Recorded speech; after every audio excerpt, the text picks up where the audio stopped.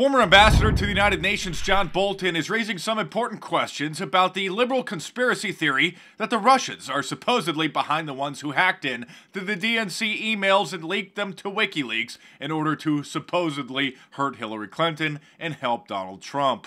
I'll show you the clip in just a second. When he was on Fox News over the weekend, he raised some important points about this possibly being a false flag. For those unfamiliar with the term, it's when a person, organization, or a government commits a crime with the intention of then making it look like it was someone else, kind of like a frame-up. We have to know the facts here, and it's not at all clear to me, just viewing this from the outside, that this hacking into the DNC and the RNC computers was not a false flag operation. Let's remember what FBI Director James Comey said dealing with Hillary's homebrew server. He said, "We found no direct evidence of Foreign Intelligence Service penetration, but given the nature of this, we didn't expect to," meaning a really sophisticated Foreign Intelligence Service would not leave any cyber fingerprints.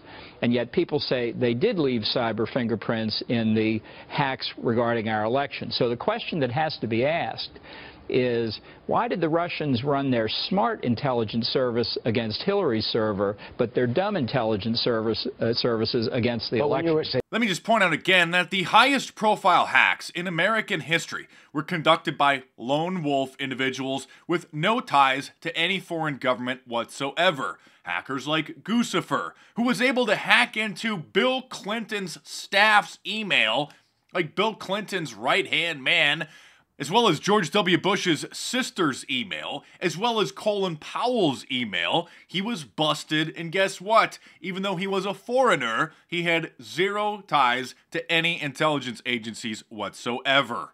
The guy who got into John Brennan's emails, the head of the CIA, was also just a lone wolf hacker and a teenager. Literally, just one kid was able to hack into the emails of the head of the Central Intelligence Agency. It wasn't the Kremlin, it wasn't China, it wasn't any foreign intelligence agency, just a curious kid. Some American intelligence insiders are actually suggesting that it was Americans working for the NSA that hacked into the DNC's emails in order to stop Hillary Clinton because they didn't want her to become the most powerful person in the world. And it's certainly reasonable to believe that another Edward Snowden type of individual or a group within the National Security Agency was behind the attack, and being smart and sophisticated, of course, they would make it look like it was a foreign intelligence agency. It's also highly likely that the hacker who got into the DNC emails was just a lone wolf individual, the same kind we've seen time and time again, like Guccifer, like the guy who got into John Brennan's emails, like the hacker who hacked into all the celebrity iCloud accounts and leaked their nudes. One fact that you'll never see on any mainstream media television network is the fact that Edward Snowden's documents reveal that the NSA sees Israel as the top espionage threat to the United States. Yes, Israel was included in the top list along with India, North Korea, and Cuba.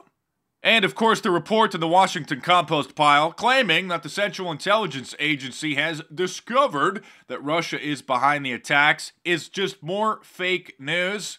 Buried in the article, they actually admit that there is no hard evidence. I'm Mark Dice, thanks for watching. Subscribe to my channel if you're new and check back here every day for new reports as we continue to dismantle this massive fake news billion-dollar empire of the mainstream media. So stay tuned, I'll see you soon.